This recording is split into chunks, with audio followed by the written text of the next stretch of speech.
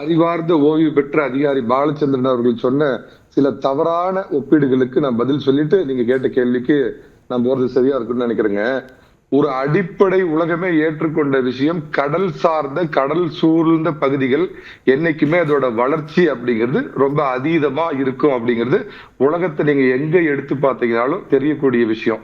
அந்த அடிப்படையில கடல் சார்ந்த மாநிலங்கள், நீங்க கர்நாடகாவை எடுத்துக்கங்க, கேரளாவை எடுத்துக்கங்க, தமிழகத்தை எடுத்துக்கங்க, குஜராத்தை எடுத்துக்கங்க, இதோட வளர்ச்சிகள் எல்லாமே மற்ற மாநிலங்களை காட்டில் நீங்க சொல்ற மாதிரி ஊபி வாபி பிபி எல்லாம் சொல்லுவீங்கல்ல, அதை தாண்டிலும் ஒருபடி முன்னவே இருந்தது. அதுல தென் மாநிலங்கள் இன்னும் ஒரு பட்டு கூட இருந்தது. இதுக்கு நான் என்ன காரணமா நினைக்கிறேன்னா, இல்ல ஒரு குறுக்கீடு, இந்த தரவுகள்ல குஜராத் இன்னும் அவங்களோட டேட்டாவை கொடுக்கவே இல்லை. குஜராத், நார்த் ஈஸ்ட் ஸ்டேட்டுங்க, கோவா இதெல்லாம் கொடுக்கல. அந்த தரவுகள் இது யாரு சொன்னாருங்கிறதுக்கு அப்புறம் வர என்ன பேச விடுங்க.